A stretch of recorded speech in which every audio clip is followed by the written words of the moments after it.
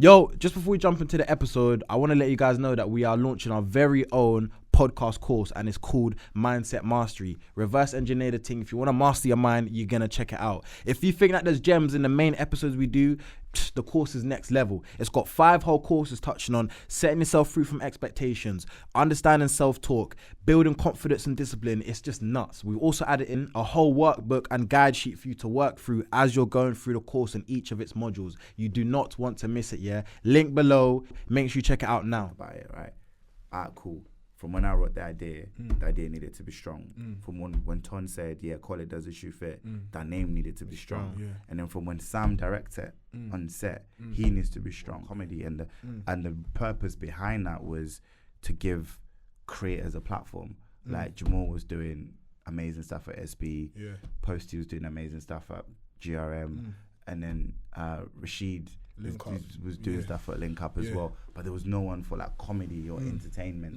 And then, so yeah, until then I hadn't dealt with it. I'd acknowledged it, like, yo, this is the reality, but what that meant and how that felt, that didn't touch me until I was at 18, right? So your bum's sticking out, and teachers giving you beats. You're lying, brother. And the maddest thing is, you go home and I say, oh mum, this is what happened. She'll be like, come here. And she'll give me more beats. Oh, gosh, you say like, double whammy. What, in front of everyone?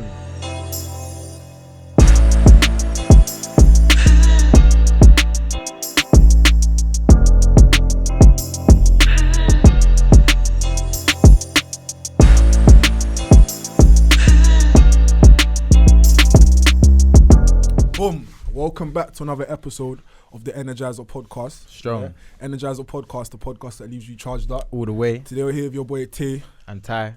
And we got a special guest in the building today, DJ Khaled, man. another one in the building today, man. Who we got? Introduce yourself, my bro, man. What's happening?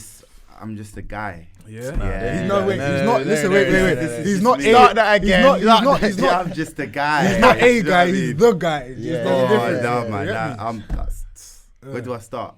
Your name. Name's a good shout. That's always a good place to start. So I'm Taff, managing director at Wall. Yep. Talent manager. Exec producer. Director. Think. Yeah, and a boy. There you go. and a man. That's the one. And a man. That is it. That's one. Bro, there's a trend, you know. Yeah, I know. I was gonna say the same thing. Every time someone comes on a podcast, it's like they don't do one thing. There's so many different lanes, like there's so many different patterns. But that's of course, bro. And that's how it should be. You understand? Of course, yeah, man. Yeah. But listen, before we touch on what we're doing now, I want to rewind, bring it all the way back. Ooh. So where did Taff start? What was your upbringing like? Where did Taff start? So I was born in Zim, so I'm Zimbabwean. Okay. I was born in Zim. I like to think it was a beautiful Sunday, sunny, birds are chiming. You know, everyone was gassed. But I was born in Zim. Moved here when I was about 13. Moved when I was about 13. Yeah. And then from then I lived in Leicester. I lived in Leicester for like all my childhood. So literally, it was Gatwick Airport, M1 North. That was my route. You know what I mean? And then, so I lived there for a bit, and then I moved to Portsmouth for uni when I was about 18. Okay. And that's when like life just completely changed for me. That was first time out at Leicester, and I started learning a few things around, like what's going on. Yeah, meeting new people and stuff. And then worked my way up. I trained as an accountant. Bro, I was an accountant until I was about 26. 26, yeah. 26. Yeah, 26 is when I left. Yeah, 26 when I left my accounting job. And then ever since then it's been flames, I guess. Damn, that's interesting still. So I got a question, Yeah. Studied as an accountant.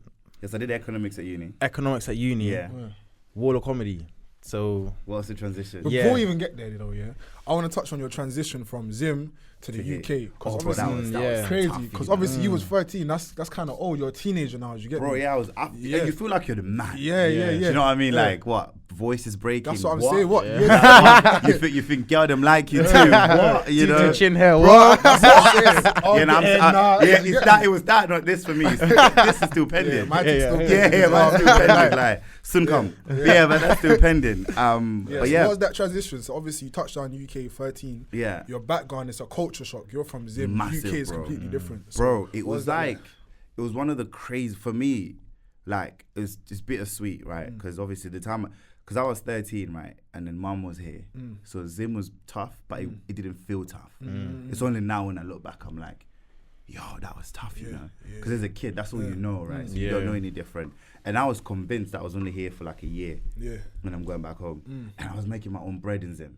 Okay. Do you know what I mean? What was you doing out there? Filming. Okay. So you've that always been a passion. It makes sense. Yeah. That was always a passion. Okay. So that's like, my first big gig was like my best friend's sister's wedding. Yeah. I did that and I got like 10 racks. Yeah. Right. Well, I think it was like 30 quid. But same difference, right? Yeah. I got like 10 racks and I was gassed. Yeah. And I was like, you know, and I was a bad boy tennis player as well. So like, so you're still in Zim? Yeah, bro. Like, so I had a profile, so I knew. I was like, Mum's just wants me here to just like see what it's like, and then I'll go back. Yeah, you're the man over there in Zim. Bro, I was the man, bro. Like, you know, I would go to like tennis. Like, I remember there was a time, right, when I played tennis, right, and then my stepdad refused to sign the consent form. You know, the consent form that says race, blah blah blah blah. Yeah, he refused to sign it. Why? Because. Long story, bro. Yeah. Like that, that's a story for another day. Like, he just refused to sign it, and bro, like the whole bus came to man's yard. You know, like a bus with like 20, 30 students saying that we ain't leaving without you. Yeah, you know what I mean? They came to man's. So that's the moment I was like, I could be great at this. But so coming here now. Like school didn't have tennis like that. Like we played tennis in school. Yeah. Do you know what I mean? Like tennis, swimming, that was part of the curriculum. Like you just do that. The stuff about Africa they don't tell you. Yeah. So like then I'm here, I'm like, you're like, what days you play tennis? They're like tennis. Straight rugby and football. That's it, bro. I can kick ball as well. Yeah. But ball wasn't like my thing. Do you know what I mean? Like that's when I picked up basketball. Okay. And that's like then I started playing basketball. Do you know what I mean? And then I was like, but then biggest shock was like, you know, like in school in Zim you get beats in it. Like in the school, bro. That's like disrespectful to a teacher. Yeah. It's on. Maddest one, right? I'll tell you this. Oh, mad experience. Bro, I can tell experience of a Zim all day. Yeah. You put your head. You see like your chair, right? Yeah. Your chairs have got 4 legs in it. Yeah. So a student will sit on the chair, then you'd put your head in the chair, right? So your bum's sticking out. Yeah. And teacher's giving you beats. You're lying. Brother. And the maddest thing is, you go home and I say, oh, mum, this is what happened. She'll be like, come here. And you give me more beats. You say double whammy. What, in front of everyone? So you could have had a girlfriend in year 8 and she's seen you bent up like... Bro! That was the thing though, but that was the whole point. And then it used to like, because we're not allowed to do certain things like making noise in classes. Yeah. That was forbidden. So every like, you had like class leader and you had like school prefects and all of that stuff, right? So like, the teacher would go out. Now I think about it, here we'll call them snitches. Yeah. Right, so the teacher will go out and my man they will sit there, right, and watching you like talk and make noise and just put your name down. Teacher will come in and say, oh, can I have a list of your noisemakers? And get called one by one to get flipping beats, fam. That was one of them, like the chair underneath the thing was one of them. Can you imagine it happening over here? Can you imagine that? Yeah, that's mad. That would be crazy. But now you got to imagine now, right? That's normal to me. Yeah. And I've come here, and I'm in a class, right? And then this kid goes, Mr. Smith, F you. I'm like, oh, snap. To go down. Yeah. And then Mr. Smith goes, calm down, James. I'm like, is that all you're gonna get? I was like, what's going on? Yeah. But that was, bro, that was the reality. Now in your mind now, you thinking, bro, I can get away with things now because obviously in Zim, if I get in trouble, I'm getting licks. Over here now, you know it's not detention, 20 minutes, you get me? Bro, and but that for me, that was even more scary. I felt out of place. Like, it made me feel like I don't belong here. Because you got to remember, like, my whole schooling career, bro. School life. I know it's only 13 years, but bro, that's like year 7, bro. That's like 8-9 years in education. Yeah. That's what you're conditioned to. Yeah. Do you know what I mean? Yeah. But I also knew that Mumsy wasn't going to take it light. Yeah. If she found out that I said F you to Mr. Smith. So it's like English. Mr. Smith might say get out, Yeah. but at home, it's going to be... Mum's saying head on the chair. Yeah, fam. It's going to be treacherous when I get home. So I was never going to do that. So that's why. Crazy. So for me, that was a massive culture shock. Yeah. Because for me, it was like, wow, like, wow, like, what's going on here? And all of a sudden, I found myself being like one of the smartest students. Yeah. But I was like, but in Zim, was like top 5, right? The smart kids over there, bro. Like, but I wouldn't consistently be the best in class. But then I came here and then it was like, I was being the best in class without trying. Then I started going like, yo, like, what is this place, right? And not long after, unfortunately, then my mum passed. Oh man, so right? Man. So that was another shift. So man then had to turn into like full-blown survival mode now because I've got a little sister. What age was you? Mum passed six weeks after I moved here. Wow. How did you deal with that? Let's touch on that, bro. Like, obviously you're young, new into the country, and your core figures. You have no backbone now. Just you're in this Realness, new land. I didn't deal with it until I was 18. I just kind of like moved. And I didn't really deal. Like when I went to uni, right, and I had a lot of time alone. Yeah. Do you know what I mean? And that's when you start like, and then that's when those milestones start hitting you again. You know what I mean? Like I'm turning 18 and Mum's is not around, and like first year uni, like I'm sat in my dorm, right? I get there, I'm unpacking my bags and stuff, and then my door's open. I'm playing some music because I was one of the first ones to arrive, like flipping the Eager Beaver student fam.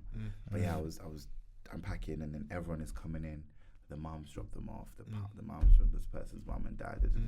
And for me, that wasn't like the setup. Yeah, of course. So that's when it started like hitting me a bit more. Like wow, like I actually have a backbone missing. And then you get broke at uni, fam. You get so broke. But I didn't have like that outlet. Like the bank of mum and dad didn't exist. Do you know what I mean? So it was max out credit cards and hustle, right? And that was basically what it became for 3 years. And then, so yeah, until then, I hadn't dealt with it. Yeah. I'd acknowledged it, like, yo, this is the reality. But what that meant and how that felt, that didn't touch me until I was at 18. And that's why, and then at that point, I shifted up a gear.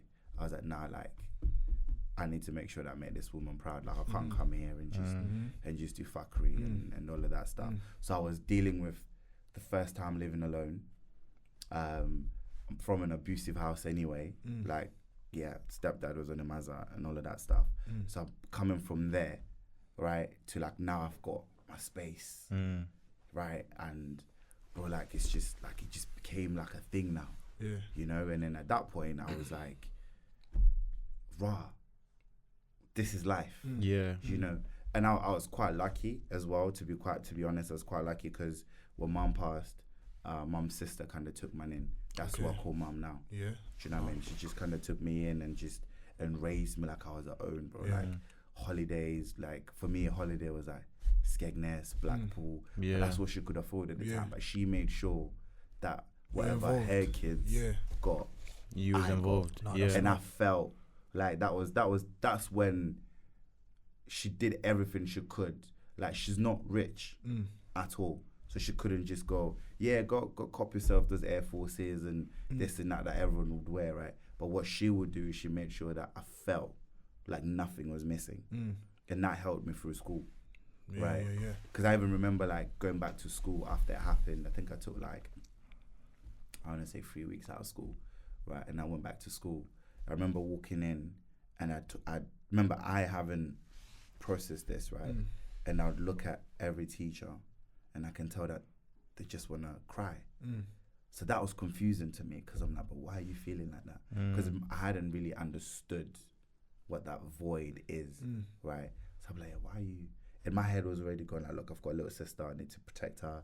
I've got, you know, that was where I was now in survival mode. It wasn't a thing of like, yo, like, feel sorry for me. There was no time. My little sister was 8. Do you know what I mean? And I'm 13. So at that point, it's like, yo, you're the man. You've got that responsibility. Yeah, bro, like year 9, SATs are coming, this.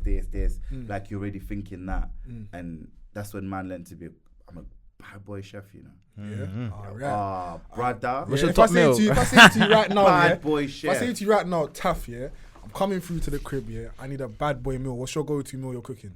But it depends what I've got in the house. That's how bad boy of a chef I am. Yeah, whatever is what I got, you know what I mean? So what could I do for you, like, quickly? Any allergies? No, good. No allergies. So I get you like that pineapple fried rice. Yeah. Yeah. See, that's different. Pineapple fried rice, you know. Nah, bro. Like, not even a long grain. Nah, bro. Like that one is special. Maybe I might even get you like some white mushroom sauce on the side with a little lamb. You know what I mean? Like, bro, like my salmon is bad, boy. Yeah, salmon, that's my thing, bro. I'm on salmon. Brother, yeah. I'll show you what I did for Christmas. I did a madness for Christmas. But that's how I learned. That's how I learned how to cook, because man had no choice. But don't get me wrong, the meals were meaty, fam. Yeah. Oh my God. You gotta start somewhere, innit? Bro, I used to boil chicken before frying it. Yeah. Used to boil chicken before frying long day. Yeah, bro. Because like in Zim, if anything is red, it's raw. Okay. If any strain of blood, like even beef, you'd boil it first and then fry it and then stew it. So it was just it was meaty. Oh, bro, it was meaty. But now, proper settings. Got I rate apron, the whole works, bro. Shelling it. Yeah. Everyone knows when they come to my house, like, you know what? Yeah, we're gonna eat good. There's no Uber Eats thing. Like, we're cooking. We're in a kitchen. We're gonna eat good. Yeah, so that's kind of like where man kind of took on those skills, and like a lot of the life skills, like hustling skills and stuff like that. And I just wanted, and for me, like the environment I grew up in was so uncomfortable at the time, especially after mom passed, that like I just never wanted to feel like that again. So whatever I was doing, I told myself I have to be great. Question, so first and foremost, thank you for sharing that, man. I really appreciate that. Man. What is the biggest lesson you learned about yourself from having to adapt? Because it seems to me like you've almost had to be a bit of a chameleon, coming from your own upbringing, 100%. Environment in Zim, moving to a new experience, new culture, new people, everything. And then as soon as you're trying to somewhat like integrate into that, then your mum passes, and now that's a whole new experience, and you have to adapt again. So what is the one biggest lesson you learned in that? That's a good question. You can actually do anything you put your mind to. Elaborate on that, bro, because if you think, and also you're stronger than you think. That was always my thing. And there's I could tell you a whole verse, bro. Because at that point it's like, and also, do you know what, actually I'll take all of that back. The biggest lesson was, you don't have to, it doesn't have to go down the way it went for everyone else, for you. Because everyone is identical and everyone is special in their own ways. So for me, it was like, because mum passed, I could have easily, you could have been reading me and reading about me in the newspapers for the wrong reasons, bro. Not for like flipping development deals and bad boy shows and stuff. You wouldn't be reading me for that. You'd be like, yo, this is the man. Because but then I can always say, but I lost my mom and my stepdad was her. I could say all of that stuff, but that was not me. 100%. And it didn't have to go that way for me. So you're a lot stronger than you really think you are. Literally. And when you close what everyone else is thinking and you close out the noise and you deal with yourself, you be true to yourself.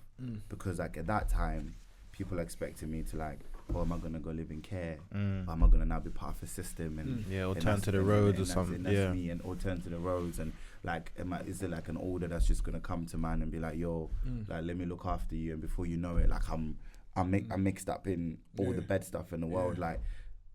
But I closed out that noise of what the expectations of everyone else was, and I then became real to myself. Like, what do you want out of this? Do you enjoy this feeling? Do you enjoy being, I can't say poor, but poor. Do you know what I mean? Like, do you enjoy this? No, you don't. Do you enjoy feeling like this? Do you enjoy feeling like you don't have the freedom to express yourself in the right way, and just just little things in life, like not just living in fear or be scared that you're going to be told off for something that you didn't even do, and all of that stuff, and being mixed up in all the different family dramas. Do you enjoy that? The answer was no. So what are you going to do about it? I can never make it worse, or I can actually just focus. I couldn't wait to turn 18 because that meant I can get out of Leicester, I can start again, I can go to uni.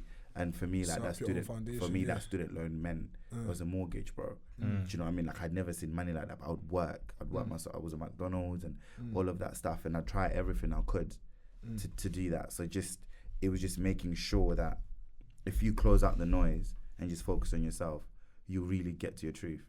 And that was the biggest lesson for me. Strong. Like it's all good, like you can come to me and say, yo, I'm going through this and I can give you advice, right? That's fine, that's all well and good. But if you close out everything that everyone has said and just spend that time with yourself, you get to where you need to get to. Yeah, no, facts.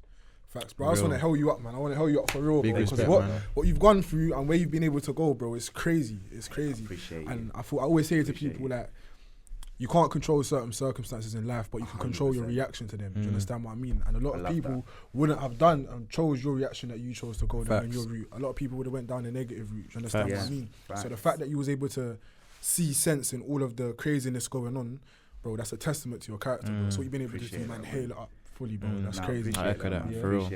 But yeah, bro. All right, then cool. So let's take it somewhere else now, yeah? So you said back in Zim, you was a money man, 13, making your money from the cameras. Jeez, 10 racks. Yeah, all right then, yeah. So obviously that kind of, it does relate exactly to what you're doing now in your career. That was my passion. That was your passion. That was the seeds, foundation, yeah. So from 13 in Zim up until the point now, was there ever a point where you lost that passion for the cameras? 100%. Yeah. And then what kind of ticked it back in to make you get back into it? How I lost it was, imagine I met my first 10 racks, right? And yeah, fuck it, I'll share this, right? Yeah. So imagine I met my first 10 racks. I'm gassed, bro. I'm gassed. It's my own money, right? Mums was here at the time. We were still in Zim. We lived with my stepdad, whatever, right? We're in Zim, and then come back now. I buy myself. Do you know how good it felt being 11 and buying yourself ice cream? Your own money, fam. That you worked for as well, brother. Yeah. Buy myself some ice cream. Stacked out some cash in the house, right? And stepdad comes and goes, "You're wasting money." I'm like, "Rah, but that's my money." He's like, "Nah, it's not your camera, so you need to give me that money." Bro, like, and I got beats for that. For what? Beats for not trying for to not giving the money. But you went out and earned. Bro, you gotta remember, like, I was on my feet for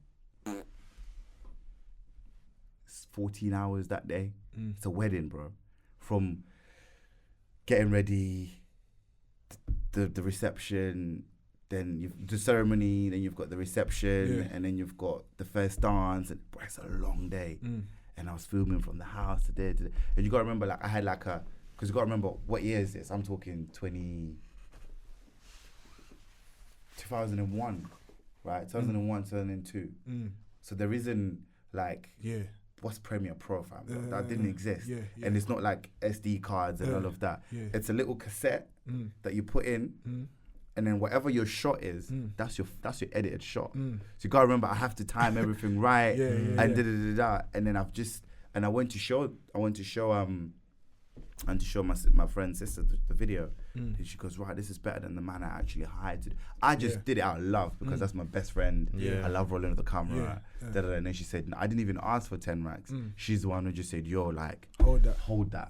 This is incredible, right?"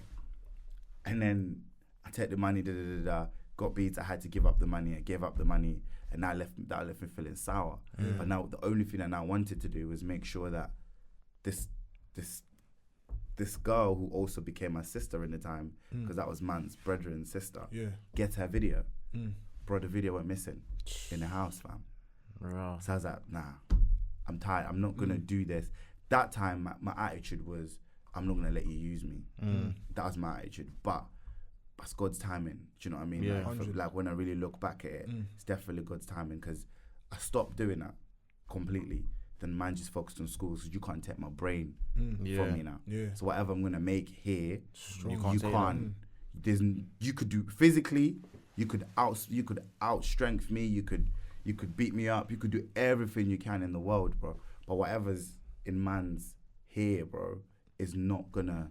You can't take that. Real. I'm just gonna say it's not in you. It's not on you. It's in you. And what's in you, they can't take away. Can't take away. And that's where I got to. And that's why I was moving the way I was. Like there was even a time that I ran away from the yard when I was still in Zim because like it just got peak.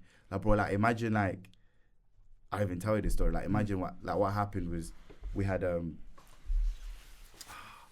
like mums was like, oh yeah, why don't you like open an email, send me some photos. Like I was because my best friend like they were like top dogs like like internet cafes and all of that stuff. It's like I'm gonna open an email address. Me and my mum can chat on a level and send each other pictures and whatever. Right, and I didn't know how to do it, bro. So I went to my friend. I was like, "Yo, can you like help me?" He goes, "Yeah, I'll help you." So we tried to open one, but then it didn't work. And then I think we did open it, but then I can't remember what happened. But no email was ever sent to mums. Mums didn't see no email. The email that I gave mum to send me stuff to bounce back because I gave it wrong. Whatever, something happened in the process, right? And I come back home, I'm like already like a bit down because I was expecting to get an email from mums or whatever, right? And then man just locks up the door and says, "Yo, you told your mum that I abuse you. You sent your mum an email saying I'm abusive to you." Bro, man, at this point it got bad because it wasn't even like a belt, like it was fist. Bro, I was tiny. I even found a picture for you. I was so small, bro. Like, how old are you? 11. Like a grown ass man is slapping you, punching you. So when you say set the scene, so he's, let's say what, mid-40s maybe? Yeah. Stepdad. Yeah, bro. And you're living in the yard in Zim with bro. your little sister. A maid, one of cousins. Like Zim was like good like that. Yeah, and then your mum was in England. Mum's here. Cool. Okay, it's like, oh, your mum called and said you said blah blah blah. I said no. She didn't call and say blah blah blah because there's no email that I ever got sent. Yeah. Ring her back. And ring her and ask her. Let's confirm this. Let's confirm it while I'm on the phone. Yeah. I'm here now, innit? Yeah. Ring her and say he's here. What did he say in that email? Ring, bro, like, and I remember for a split second, I almost turned on my own mum, fam. I was like, yeah, this is horrible. Like, how could she say that? How could she say that when we're both as disheartened as each other that this email is not working? Yeah. Like, I spoke to you yesterday, so you didn't receive anything. I've then gone back to the internet cafe to see if I received something. Yeah. I still haven't spoken to you to tell you that, yeah, you're right, this is the new email address, blah, blah, blah, blah, blah. I'm waiting for that conversation to happen. And then you hear I'm hearing something else. So, like, and bro, like, I remember, like, I just dashed out the yard and then I must have walked, like, distance-wise, right? It must have been, like, from here to, like, Liverpool Street. Yeah, to go to my other auntie's house, like in a different area of the city. Yeah, just because I couldn't stay there anymore. My granddad had to come and like get man and like talk to me and stuff like that, whatever. And then when I got back home, he was just like making excuses about, oh yeah, it wasn't, it was the cousin. She's not here anymore. She's the one who said. I said, but I asked you as a grown ass man. I asked you to say. That's what I was thinking in my head. Like I asked you to just go ask. Do you know what I mean? Like you could have just confirmed with your wife, bruv. Like you didn't need to get to go down that route. So since then, I was like, nah. That was the last straw. This is So that's when like all my passions died. But the only thing I had left for me going was here. Because at tennis, you could block me by not signing no consent forms, and then the school has to come and get me. Then now I try to get a bit technical, like understand computers and stuff. I'm getting beats because apparently I'm sending stuff to mum. Then at the same time, I come back and I earn my own bread, and then you just take it off, man. Like the hell, fam.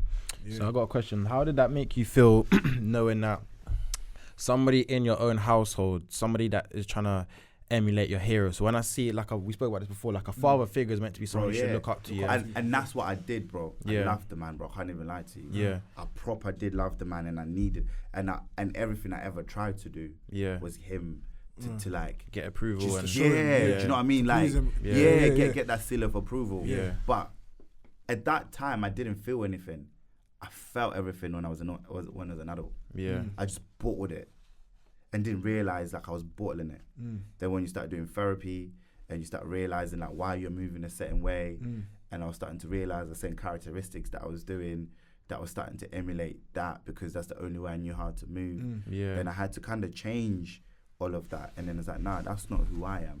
and I didn't really start feeling until, like I told you, until I got to uni. Real. How did that make you feel knowing that your stepdad, again, someone that is meant to big you up, be that father figure, is the only person in your life at that time who's trying to hold you back and almost block your blessings? But at the time, I didn't see it like that. Yeah. At the time, I blamed myself for it.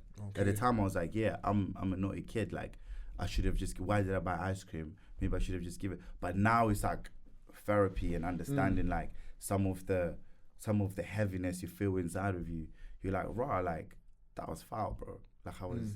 you didn't deserve that. Yeah, I was 11. Yeah. Like, I'm old enough to have my own kids now. Yeah. I don't have any, but I'm old enough to have one now, and I don't feel like that. Do you know what I mean? Like, I would never... I've got nieces and nephews that come to my house, and do you know what I mean?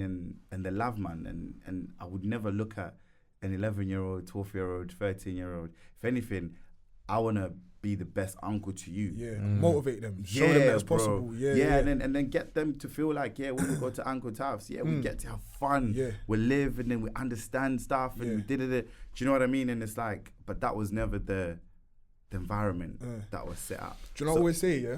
Like, you see when God has a blessing for you, bro, yeah? Like, he's got a blessing for you. Yeah. There's no man, no person, no circumstance can get in the way of that, bro. Do you get me? 100%. Like, it may look like it in that time, like, your stepdad's there, and it looks like every angle you're trying to go down, he's blocking your blessings. But look at you now, though. Do you understand what I mean? It's a different space now.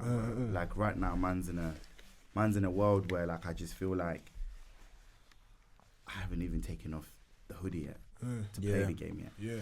Like, we're still warming up. You ain't peeled back the first layer of the onion. Bro, we ain't, bro. We're just getting started, bro. Literally just getting started. So let's talk to them, man. Let's talk to them on what we're just getting started on. Because we touched on the past. Touched on the past, and thank you for sharing. Yeah, that's real, though. Appreciate it. Let's talk about now what's happening and the greatness that you're doing now. Let's talk about it. What is... Do you want early access to this course or not? Because you're here like, these men got gem, If you're really about it, link below. What is it? See. I don't know what it is. You don't know? Of course I know, but for the sake of this conversation, I don't know what it is. You don't know? These people might not know what it is, so let's explain to them as well and break it down. So let's just break it down properly. So Wall of Comedy, right? Wall of Comedy started about, I want to say 7 years ago now, right? Yeah. A couple brothers, Javon Wade, shout him out, Pascal Scott, and D Kati. He was they started this web series called Man Them on the Wall. I was a fan of Man Them on the Wall. Did you watch that? Yes, Man Them on the Wall. That was the jam back in the day. But I was the same, right? Yeah. But I clocked onto Man Them on the Wall a bit later. Yeah. Right. And I'll explain we'll get to that in a minute, right? So they started this company. Well, they started Man Them on the Wall socials. You know, got promised the world, TV, blah, blah, blah. That didn't come to plan. And then Javan and Percy had this vision of changing everything from being Man Them on the Wall to Wall of Comedy. And the purpose behind that was to give creators a platform. Like Jamal was doing amazing stuff at SB. Posty was doing amazing stuff at GRM. And then Rashid was doing stuff at Link Up as well, but there was no one for like comedy or entertainment, and that's what Wall of Comedy was built for. So overnight, gap in the market, all the Man Them on the Wall channels got changed to Wall of Comedy. Okay, so that was the birth of Wall of Comedy. Because I thought that Man Them on the Wall was under Wall of Comedy. I didn't know that it started as Man Them on the Wall and transitioned to Wall of Comedy. That's like me as well, to be honest. That's how that happened. I then came on when Wall of Comedy was just being birthed. Okay. Partnered up with the guys and said, right, like, what can we do here? Let's do damage. Right, and then so now what you have is you've got Wall of Entertainment. Right, Wall of Entertainment has got Wall of Comedy, which is a distribution platform.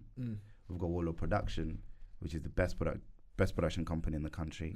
Then you've got Wall of Talent, which is the talent management. You know, I'm clocking. This is so dumb. Man Them on the Wall, Wall of Comedy, Wall of Entertainment. I'm just getting this down. Sorry, I'm late. So it's everything to do with a wall. And brick by brick, you build the wall. Okay, I was gonna ask you where did the wall thing come from? That is brick it. By brick, brick by brick, you build the wall. So that's how the wall now is. So obviously, Wall of Comedy, digital distribution, you know, promotion, marketing, all of that stuff. Wall of Productions, I mean, Dust the Shoe Fit, Secret Sauce. Let's just pause quickly. Yeah. Let's pause. We're not grazing over that. Shiro's story. Yeah, do you know what I mean? Right, like, you see, does the shoe fit? Yeah. I binge watched that hands about 4 down. times. Yeah, that's the best series that's come out on YouTube ever. Appreciate does it. the shoe fit? Yeah. Crazy. Appreciate it. Crazy. So what was the idea behind that? How did Does the Shoe Fit? So does the shoe fit? How did Does the Shoe Fit come about? Yeah. So Does the Shoe Fit came about. So we were in conversations with Fort Asylum. Yeah. And there was a guy called Siloid that worked at Fort Asylum. Big him up. So Si was like, look, we've got this idea to do like a speed dating show. Like, as a brief, like, you guys do, what did you guys do, like a speed dating show? Yeah. And I just said, cool, we're gonna take it to the lab and then we're gonna figure out what happened. Right. Lo and behold, just after that, we started like coming up with like how to do it and everything. Like brainstorming, ideating, right? Yeah. I didn't get catfished. Right. So I went on a date, got catfished, right?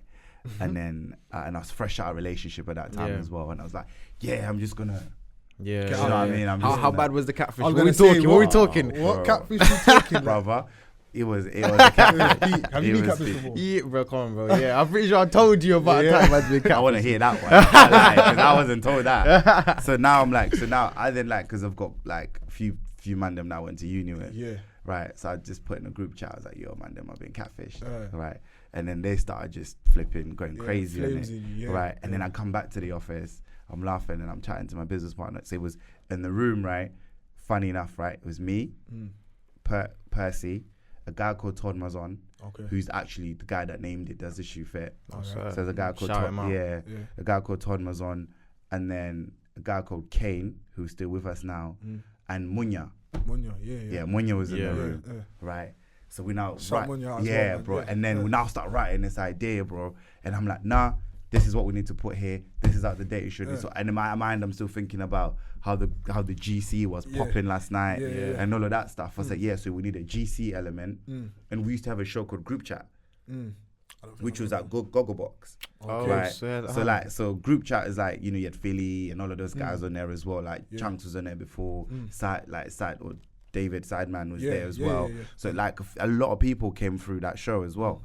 So now I'm like, nah, I need date, because all the man them were telling me what they thought I should have said to this girl. But when I was sat in an Uber going back home, is when like I was actually laughing at his jokes because I couldn't do it during the thing, time, right? And that's how the idea was then consumed. And then Munya says to me, Munya's like, why don't you call it Soulmates? Because if it's Fort Asylum, Soul, that's a good name. But it's actually a dope name. And then Ton said he had just done something on Facebook about a Cinderella thing that he has just done on his Facebook. He was like, nah, let's call it Does the Shoe Fit? Right? And I was like, that's the one. I'm just deep in it now. Does the shoe fit? Foot Asylum. I never really put it. Wake up. I'm just cooking it now. And that's how it happened. So we went from, and I even remember, bro. Like I even remember before filming it. Right.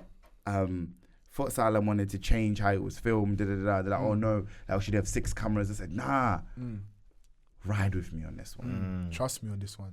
Honestly. I've been doing this from 13. Ride with man. Do you know what I mean? Shout out my brother and sister in the wedding. You get me? You see it? Like, I said, ride with me on this one. And here we are, bro. That's mad. Like the biggest show crazy on the internet for me. Question, So obviously I've got a clothing brand, Chunkz. I'm wearing it. So I see a lot of, like, JD, you got the Foot Asylums, they're going down this route of producing content now. 100%. How well do you feel like shows like Does the Shoe Fit and those other shows out there have done for Foot Asylum or JD? Massive, bro. When people are tweeting, oh, that YouTube channel has a store now, tells you everything. Do you know what I mean? Like, a guy at Foot Asylum, say there's a guy called Howard who's still there. He said, like, he wanted Foot Asylum to be a cool brand that also sells gear. That was his thing. And I think it's safe to say that Fort Asylum is now a cool brand that now sells gear. And I think for me, that's the future of marketing, because you got to understand something. Like the way we consume stuff is different, because there's so much choice. So for me to pick what I want, I have to now I can I need to relate to it. Yeah. I need to feel like it's part of me. It needs to have that relatability there. Yeah, If that doesn't exist, I'm not. You can't do it. I'm not doing it. Yeah. No, Like, I'm really not. Like, why am I going into foot? Like, 9 times out of 10, where there's a foot asylum within 100 yards of each other, there's a JD. So why am I going to foot asylum, not JD, or JD, not to foot asylum? Yeah. Boils down to the market. That's what I was saying. People buy from people at the end of the day. Real. I say this to you all the time. Do you get me? So when it comes to content through the podcast or clothing brand, I always say put your face out there, show your personality as much as possible, because people buy into that. You know and that's how people connect with you as well. Exactly, bro. And that's how it's been. So I think for them it's been transformational. Obviously, if it wasn't, let's be real, don't be doing it now. Yeah, no, of course. It would have been a thing that started. Like, bro, we started working for Asylum when there were only 6,000 subscribers, bro. On a YouTube channel. What do you know? 2 M's. Yeah, that's crazy. Do you know what I mean? We started working with them. That's crazy. It was on 6K, bro. Yeah. And then we just did a show called Truth Asylum. Did 50K views overnight, and that was 2017. And I remember doing this show. Budget was tight. Everything was tight. It was a trial. We were trying to figure it out. But now it's like 5 seasons later, Truth Asylum still exists. Yeah. Do you know what I mean? Now it's bigger. The space is bigger, obviously, with elevation. Up the production a little up bit. the production. And yeah. Question, my bro. First of all, that is amazing, man. You should be very proud of yourself, for real, man. Like, shout out the team as well, man. And the team, yeah. Serious, yeah. Because what you guys built is greatness. Like, what makes us different is every single person that works with us. And I would never say for us, right? Because obviously it's me, JMP, but everyone else works with us because we have a vision and everyone else helps execute that vision. So they work with us. Everyone that works with us is incredibly talented to a level that, like, sometimes I'm like, rah, I need to step up. Do you know what I mean? And there is a unity in there as well. And there's a beautiful thing in that team where, like, for does it shoe fit to bang, you got to think about it, right? Cool. From when I wrote the idea needed to be strong. From when Ton said, yeah, call it does it shoe fit, that name needed to be strong. And then from when Sam directed on set, he needs to be strong. And from when, like, all the people like Lish, Dale, the different editors, you'd never know that it's had like 4 different editors. Yeah. But they've all had to be strong. Yeah. So I could have written something sick.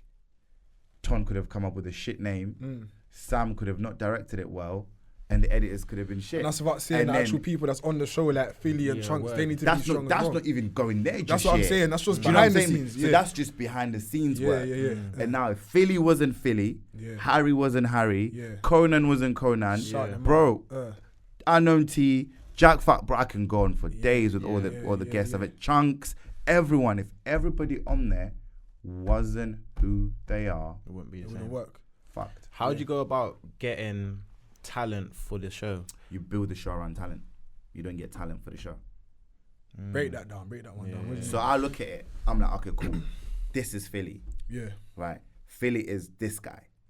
Now let me get shows that work with this. I wouldn't say I've got a, how can I say? I've got a show about how people recycle plastic and Philly should be on it. No. Let me find it. If I then meet someone who's passionate about plastics, Then you do. then we create So you a kind show of see, about instead recycling. of bringing the talent to the show, you bring the show to the talent. Okay. Do you get what I'm saying? So you go, okay, Chunkz works like this. All right, cool. For Chunkz is like Harry, bro, like Harry's podcast, Harry on Does the Shoe Fit, Harry on Man Summers. Yeah. Can I just say this quickly? Yeah? Sorry to interrupt you. Harry, for seeing this. You see your podcast, bro? Yeah, from Boys to Men, crazy. I was watching that just now. Crazy. Yeah. Crazy. Bad boy podcast. But yeah, and we'll touch on that one as well later. no, But for sure. yeah, but that's how the formula works. You don't create an idea that I think is sick, and then I then want someone to execute it. Now, I'll create an idea that's sick for Philly, an idea that's sick for Chunkz, an idea that's sick for Nella Rose, an idea that's sick for like a Rachel Badder or Adiola, ideas that are sick for them. Then what happens is they just have to show up on set and be themselves. Be them. And do them. Yeah. It's like serving it to them on a plate. So and that literally feeds into your point about everyone using their kind of skills to the best thing, because it's like if you're creating a show that's based around the talent just has to walk in and be them. It's going to come across bro. natural, easier. Yeah, do you know what I mean? It's going to be Yeah. executed in a better way rather than you creating something that is not in their comfort zone necessarily, and now they got to put on an act or force something. It's not going to be the same, innit? 100%. I rate that. No. 100%. Cool. Question for you now, though. Yeah. You've always essentially been behind the cameras now, yeah? Always, bro. Always been behind the cameras. Like, since I've known there. you kind of been like behind the scenes, yeah? So I love it there. a lot of people, they're in front of their cameras for the glory, for the fame, for the lights, for the recognition, yeah? So how do you feel like when you're behind the cameras, but you're the mastermind behind this, as well as your team, but you're not getting as much recognition and glory as everyone else? How do you find that? What is recognition? I guess there's very different ways you can interpret it. There's loads, there's loads of different ways. Because I guess you're getting recognition from your people, from the people that is within the industry your team. and the people that matter. Yeah. But you know, some people's like, they want the recognition from the outside, like from the subscribers, from the viewers, from the validation. But I'm getting all of that though. I like that. Yeah. Because do you know what I'm saying to you? There's nothing. What is it that you think I'm not getting? Nah, not to say that you're not. No. Yeah. I know, but this is a good conversation. Like, what is it? What Yeah. my name trending? Yeah. Like people saying tough, Yeah. but they are. When they say does the shoe fit, they say tough. Yeah. When they say, you know, Harry's worse than class, they say tough. When you say from boys to men, you say tough. Yeah. So you Do you get what I'm saying to you? Yeah. I just have to, like, the way I look at it, I get to have a million characters. And you'll both love them for different reasons. Yeah. But I can still walk into Tesco with my boxers. Yeah. And no one will say nothing. Yeah. That's what I always say. Yeah. I think Harry said this on the podcast as well. That's hard still. He said you would much rather be rich than famous. When you're famous, bro. It's peak. Yeah, it's limited. It's peak. Can't even go you Tesco. got to understand, Harry's like 6'2", 6 something. Right, and then sometimes I've seen Harry walk towards me, and I've had to like double take. He's ballied up, covered up. Like, brother, don't do that. Like, I would have been, bro. I would have no. Yeah. I would have been on my 2 skis. 100 miles an hour. I'm skiing. I'm out. Right, because, but it's like, but that's man's brother. Like, you see, like Harry, Philly. That's man's brothers. Like. Harry knows, like, different. Like, even how we even got to get the podcast together, different. Like, that's man's actual real brother. So, like, when I see them go through what they go through, like, even when they get dragged or this or that or whatever, it kind of hurts, man, because like, I know these man outside as people, as human beings, bro. We've cried together, we've laughed together, we've done all of that stuff together, so I know what they really like. And then you get a comment that goes viral, and then it just kind of goes off, and you're just like, fuck's sake. Do you know what I mean? But in terms of like your question, that's where my validation lives. Like, from your people. I live good, I've got a nice house, and you shut me out every single time. You watch my shows, you shut me out. I don't care for you. I'm not very photogenic. You know, I'm a 6 out of 10 on a good day. Good trim, maybe. Big up yourself, man. Don't about 6 out of 10. But good trim, I'm out there. Good trim. I see the it's a little fresh today still. You see? Different. So I don't like taking pictures. Like, you probably see, like, most of my posts on Instagram, they're probably mostly work related or like it's an achievement. It's never just been I'm outside. I'm in Marbella. I'm in Portugal, feet up. But I've been to all those places. But I don't. But you're not doing it for the glory, you're doing it for yourself. I'm doing it to rest, to just get creative again and come out and put in work. So then, all right, cool. So you need to be creative in the field that you're in, 100%. So how do you tap into that creativity? Like, is there a time where you just might fly out the country for a week or two and just? Do you know what's mad? That's a very good question because I'm still trying to figure out how I do it as well. Because sometimes it comes, sometimes it doesn't. But every single thing that I've done has come from man's real life experiences, and then we just put comedy twist into it.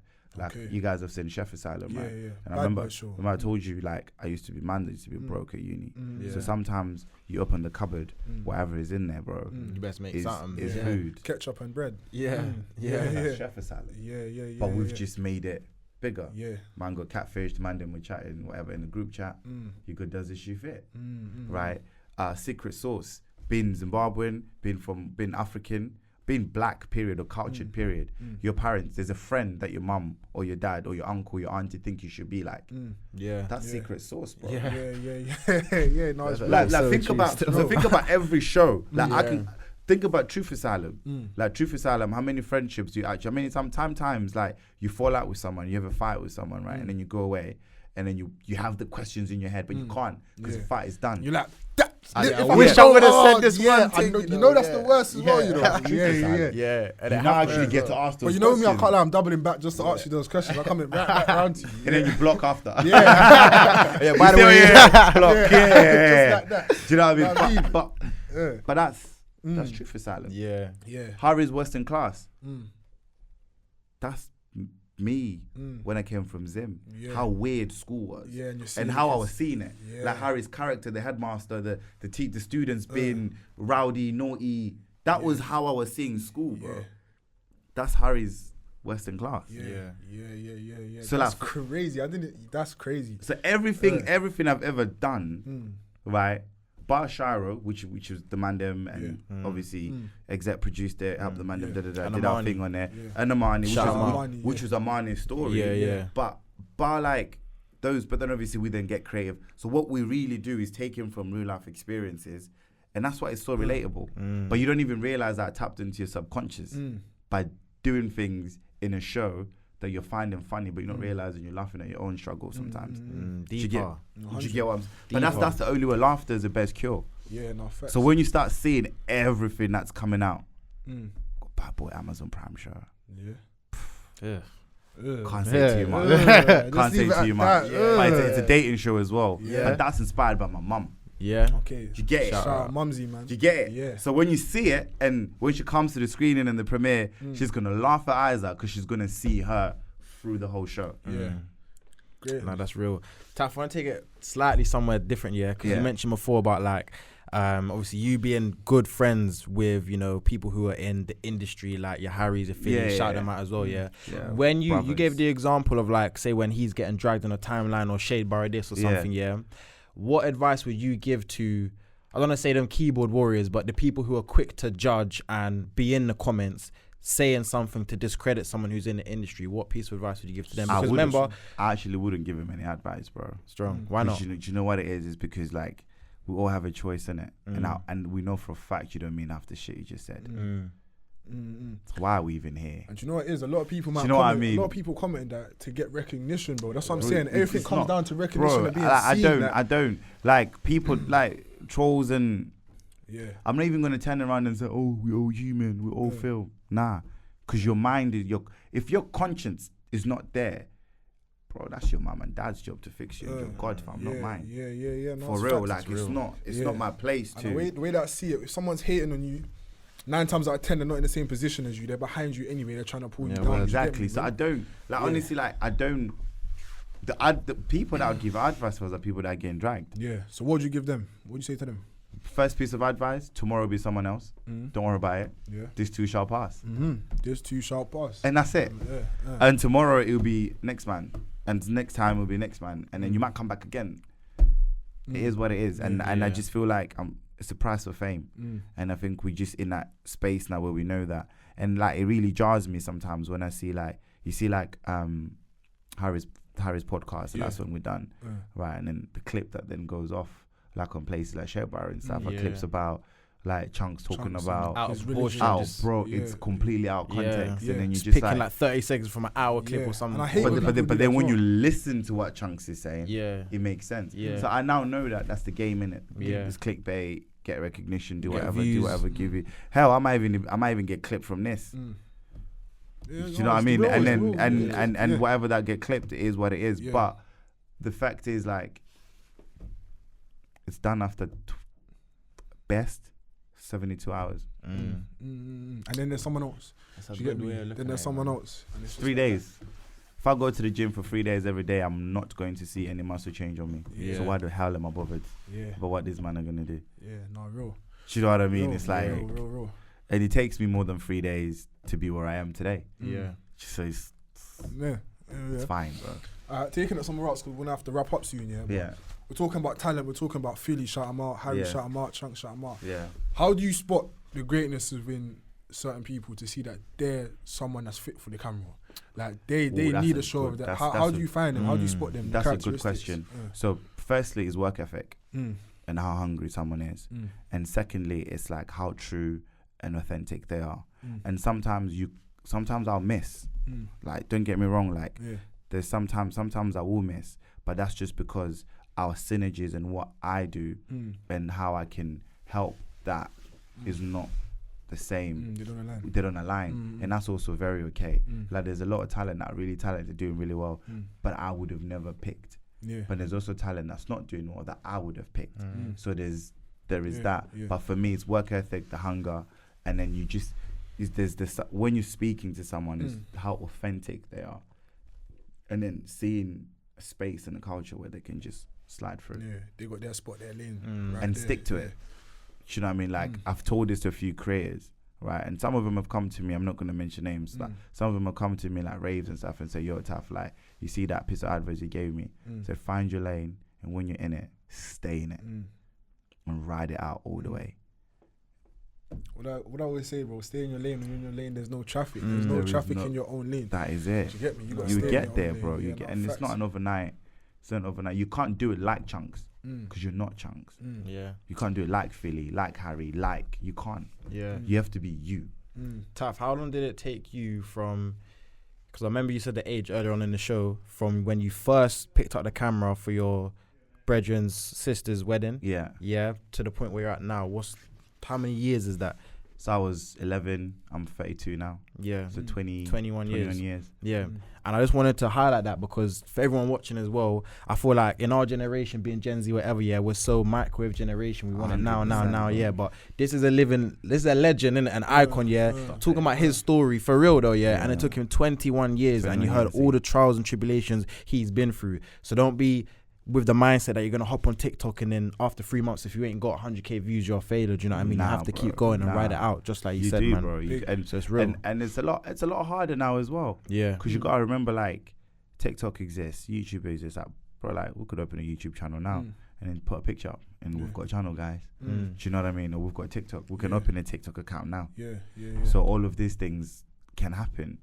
But I just think, like, that it's never a sprint, and it's never a marathon either, because I don't think the race ever ends. Do you know what I mean? Like that's the way I look at life. I don't look at it as a race, because the race doesn't end. I look at it as like a movement. So you gotta continue going. And if anything, you know, if God says my time's up, it's gotta continue still. Do you know what I mean? And so it's not a race. It's not like I want to get here before you. I want to get a Rari before you. Like there's nothing to do with that.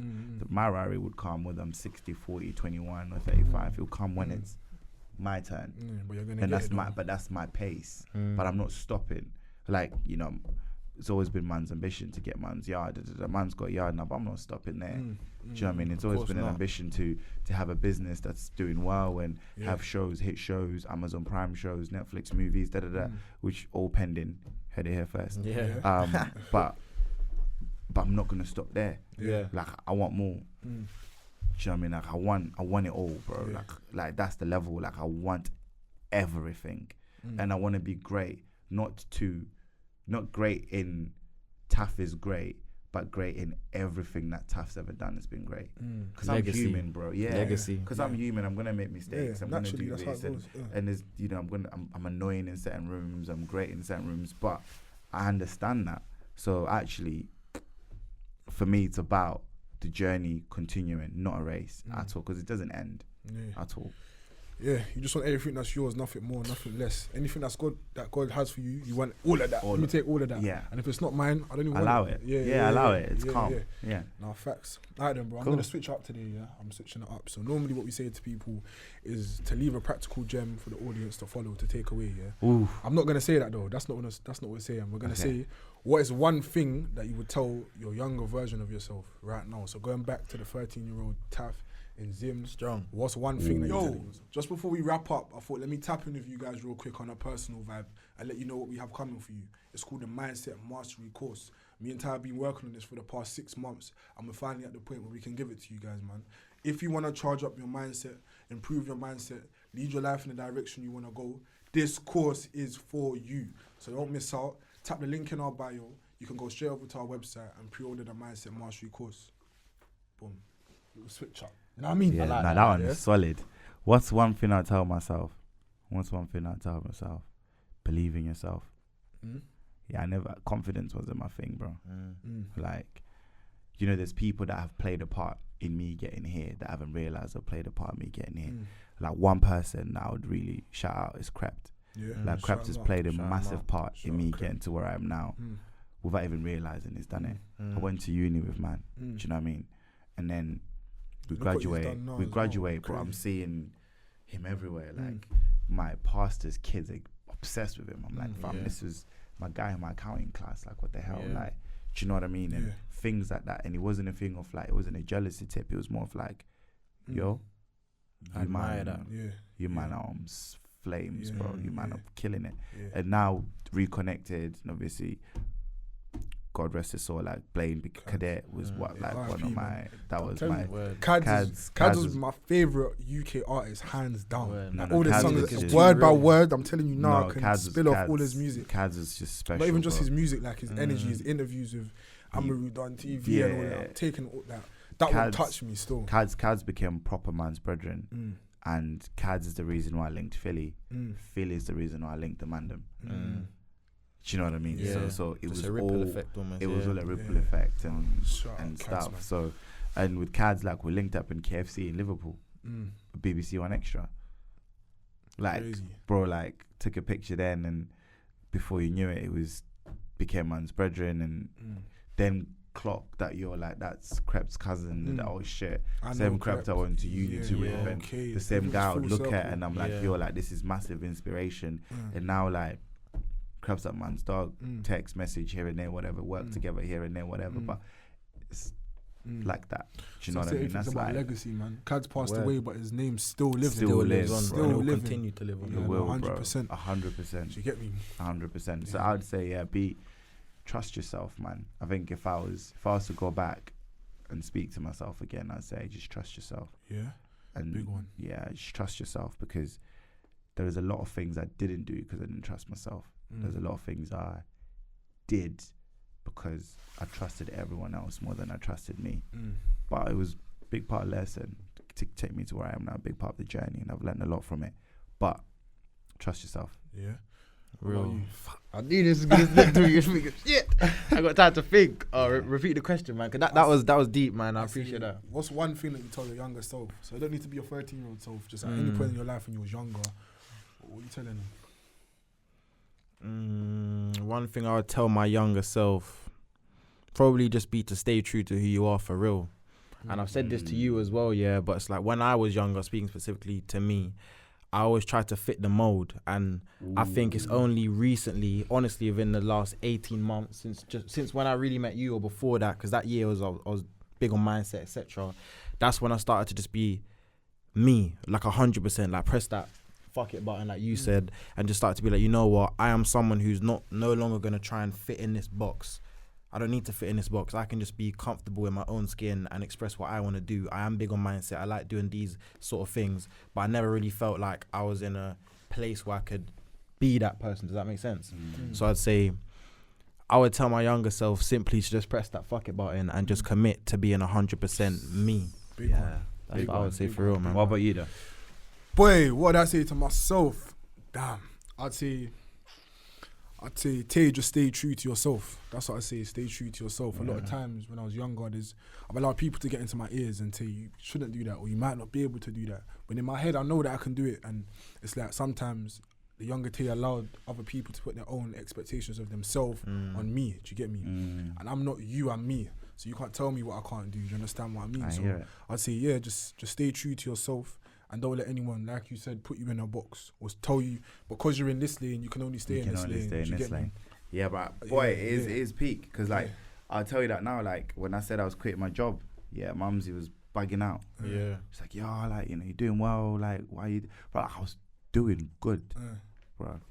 I was doing really well. And then now she tells everyone that her son is a celebrity. Do you know what I mean? Yeah. So, Best feeling. Do you know what I mean? It's like, yes, my mom and she loves that. And I'm the one who goes, no.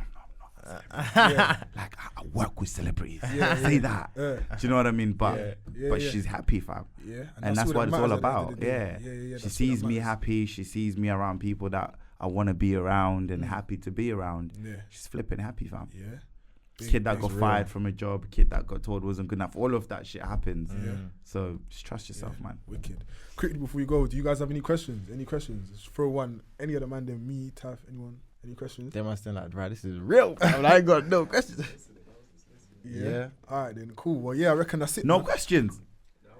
Right, we were boring. Yeah, not even the opposite, bro. We blew them out the park. Not even one. One question. Right, let's start again. Delete all the footage.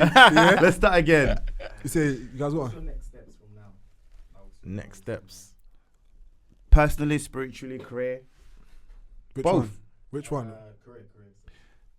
I'm coming for the big screen. Yeah. Bro, I'm coming. You're already on the big screen, man. No, bro. I'm coming for the, and not just me. Like me personally, I'm coming for the big screen. Yeah. The wall is coming for the big screen.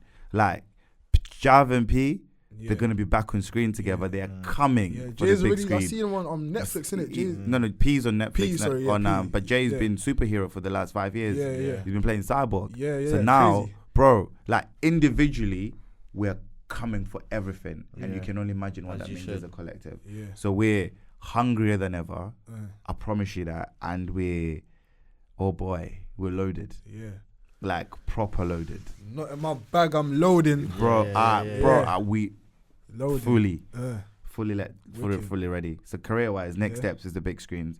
So the immediate ones would be, it's probably a little Amazon thing coming soon, and I love the way bro downplays it. Little young 2 mil views. You know what I One mean? too short Boring coming and and good, man. That's the main immediate one. And then the other bits are they're in the works. They're in the works, but they are coming though. Like 2024 is when a lot of the other because big screens take longer. But in terms of like YouTube, trending every week. That's the aim. Wicked. That's the aim. That is it. You saying? I reckon that's it. If you got a question, you wrapped up. Yeah. When would you say that you started to believe in yourself? And know that your vision and kind of have that tunnel vision to know where you're going. Now that's a good question. Do I even have it now though? Wait, when did I start believing in myself? When I was 27, 2017 is when I was like, yeah. But I've known it from when I was a kid. Like I'll be in a room and not necessarily be the smartest person in the room, but I would feel left out. I feel like I'm out of place. I feel like this is not, I shouldn't be here. I might be the dumbest person and I shouldn't be here, or I might be the most intelligent person in the room and I shouldn't be here. But then at the same time, like, I knew that I was, like, in me, like, this wasn't it. Like, I'll get a job and get decent salaries. Like, I was young, clocking 50, 60Ks, you know, like, it was very good salaries. But that wasn't, I was still thirsty, but not for money. Do you know what I mean? Good car, good house, for fulfillment. looked after mom. But I wasn't making impact. So until 2017, that's when I was like, 2017, I was like, yeah, I've actually arrived. And then Does the Shoe Fit did what it did. And I said, I've definitely arrived. This is my crib now. Yeah, I'm here. Definitely arrived. And then from then on, it's just been, I'm so sure of who I am and what I need to do now that I even convince myself that you don't know what you're talking about. Do you know what I mean? Like, no one else other than myself can have that conversation. So that, like, it's, to 2017, not so long ago actually, 2017. Big. Well, Taff, love for coming Thank through, you, my man. brother. Say thank you, my boy. Appreciate it highly, This man. is fun, you know. Yeah, no, for sure, man. This is fun. We should link up again. Nah, we'll definitely. Season man. 7. I'm coming Yeah. back. Yeah, all right. That means you have to keep going. Yeah, no, Right. of course, man. That's Consistency is fine. And I'm coming back at season 7. Yeah. All right, Oh, man. actually, I might come back sooner with the drops. Yeah. Do that. We'll be here. Yeah. How did Live. we make this one happen? Yeah. I want that one. I really want that one. We're here, Yeah. man. We're here. You heard it here first, man. Part 2 coming soon. But like up the video, man. A lot of value shared for real. Taff shared a story, amazing story, man. So like, support, share with your peoples, man. And yeah, man. We're out. Out. Thank you, man. Yeah. Shouts out. Love. That one.